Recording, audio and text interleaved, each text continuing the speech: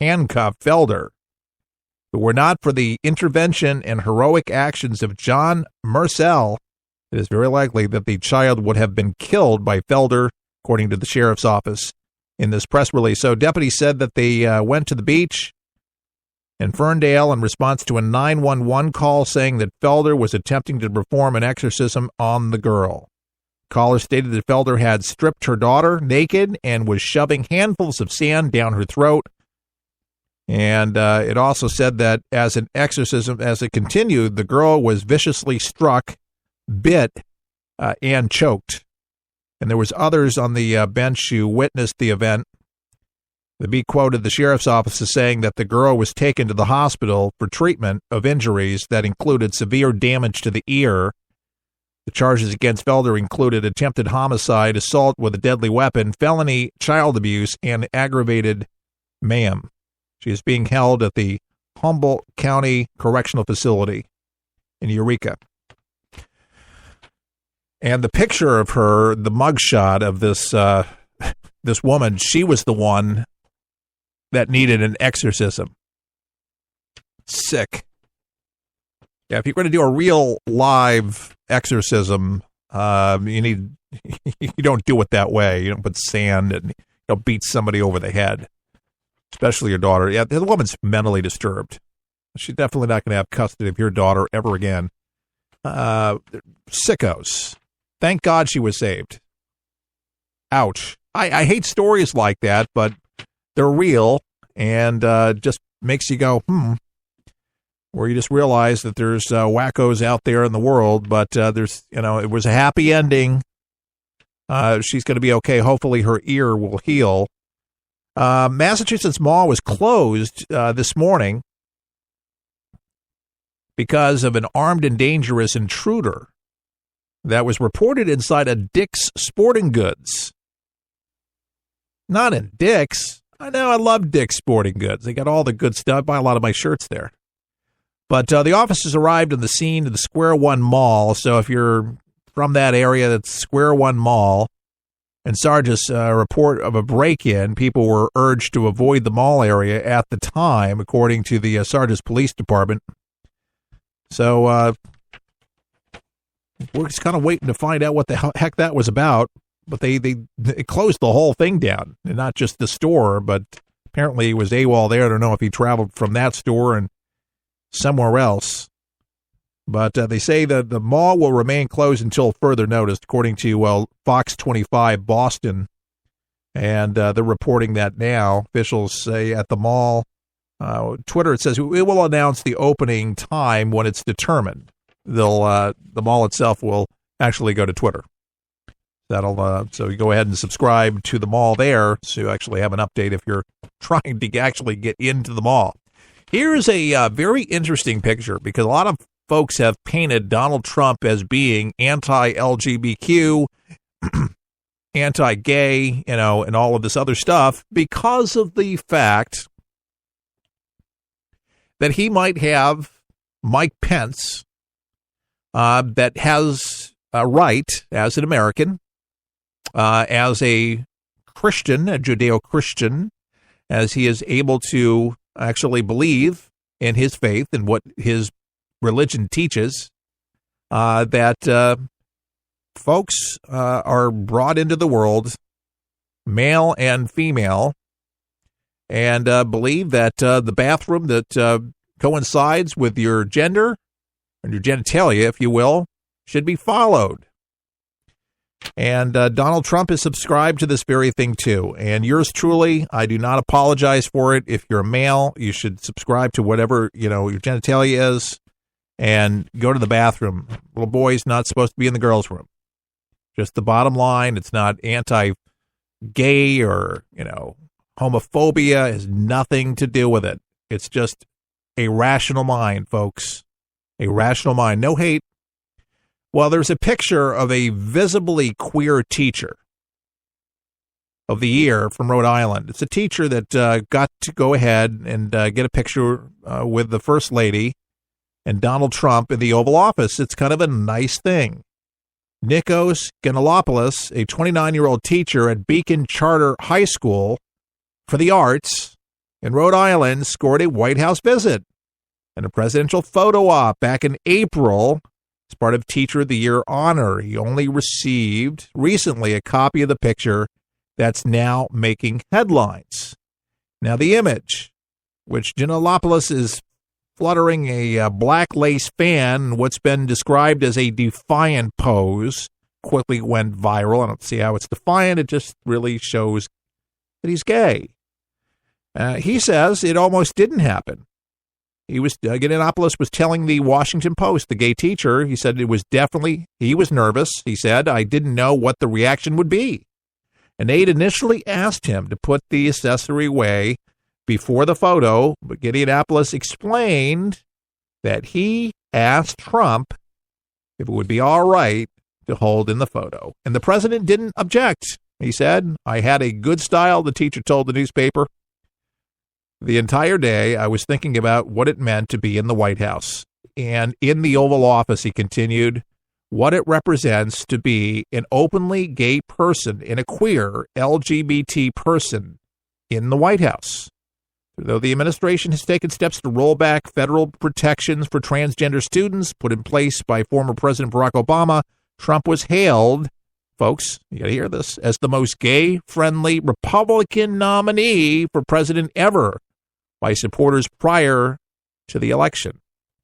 Many hailed Giannopoulos on Twitter for his visibly queer presidential pick. Well, there you go.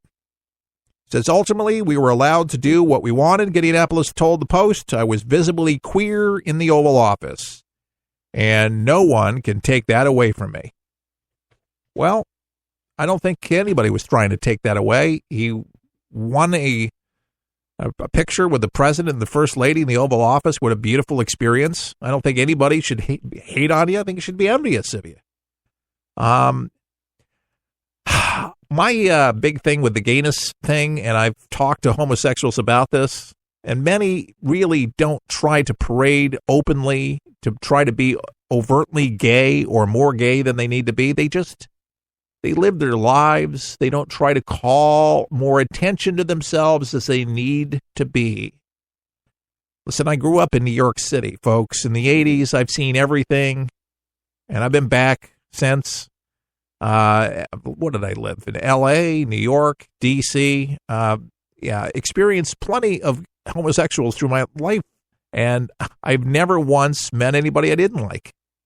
But they did not try to win me over. If I was straight, they knew it. They left me alone. And we were friends. I'm straight, they're gay, and that was it. Their sexual orientations, their business. Where it gets me is when you try to redefine everything for the 2% in this country. And that's where I draw the line. Folks, 2% of LGBTQ, gay, homosexual people in this country, okay? And so if you want to redefine bathroom laws and redefine laws in general that equate a man and a woman, that's my religious beliefs, folks. But just for the few, outweigh the many, I just don't know about that. And again, a lot of it steeps in religion for me.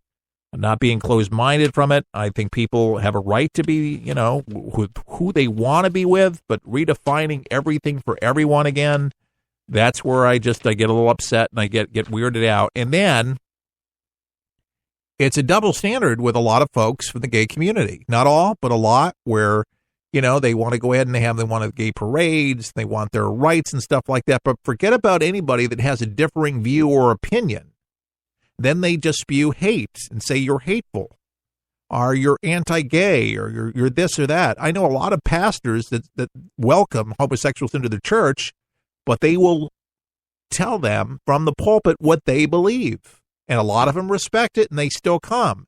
Some of them get offended, and then they will call you anti-this and a bigot and an anti-homophobic, and all this other stuff, and call names at you. I'm like, the name calling needs to stop.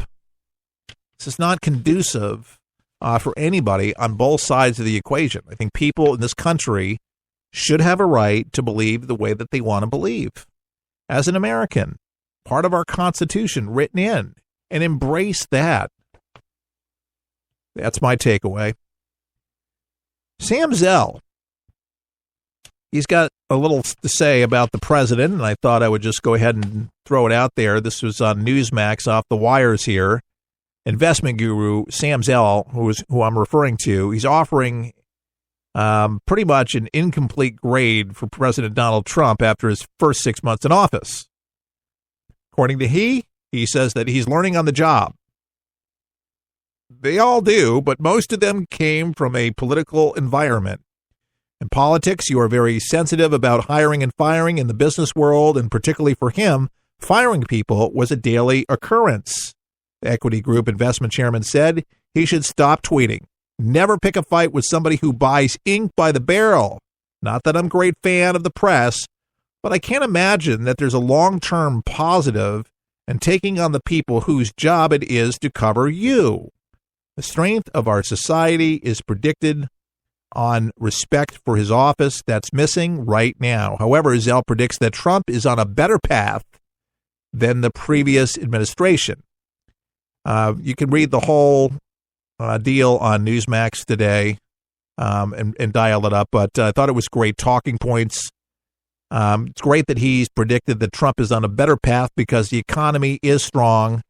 I think, if anything, Donald Trump has realized that Washington itself runs on a different time schedule than Trump has been used to. In my boardroom with getting projects done, Washington definitely is not, it's slow. It's at a snail's pace. They have to debate things. They have to look over things. And sometimes it's good and sometimes it's bad. And as we know, a lot of the bureaucrats have really the red tape, the regulatory regulations, all that crap has really slowed down a lot of the projects and initiatives to propel this country forward. How to be able to be a deal maker and get some of these, the tax referendum, working on health care, and getting some of these really key issues that actually got us to the polls to vote for Donald Trump, to get us excited to see some more of these things pass. If you're a small business owner, if you're a person that certainly would like a lower tax shelf, more tax initiatives and things like that to be able to hire more people, health care to be affordable, these particular things to actually happen, whether the first year any of those is going to happen, it looks like a second-year deal the way things are going because of the amount of investigations that's going on. Now, I'd have to agree this morning looking at a column of Marco Rubio basically saying that he felt that he thought it was in the interest of all Americans if there was an investigation on the president of all things Russia, just to put to bed once and for all that there was no inclusion with Donald Trump or any of his senior advisors, says Kushner, that he took any money, if there's bribes from the Russian government or anybody that he talked to that would show any mishandling of money or conflict of interest or any kind of thing like that, that would paint the president in a bad light. So that way, once and for all, the media can go on to a different narrative. But now the narrative is nothing but Russia. Russia, Russia, Russia. It's not Marsha, Marsha, Marsha on the Brady Bunch. It's everything is Russia, Russia, Russia. I don't think I really had any great interest in actually flying over to Moscow or checking out anything over there. But I'll tell you now, because of all this, I don't think I'll ever make that a destination to go see. And it was definitely not on my bucket list to go visit any part of Russia. And I'm sure there's probably some very cool things to visit. But honest to goodness, after all of this stuff, you got to be kidding me. That'd be the last place. But get used to it, folks. Strap yourself in, because this is going to be the narrative for a while with these investigations that are going on. This is living in America, folks, today. And hearing skepticism of people and comments about Donald Trump, of what he's doing, or considering what Donald Trump has to fare through on a daily basis with the media and with these investigations. And again, nothing founded, nothing showing that there was any wrongdoing. It would be one thing if there was actually something that would just show it. I know, his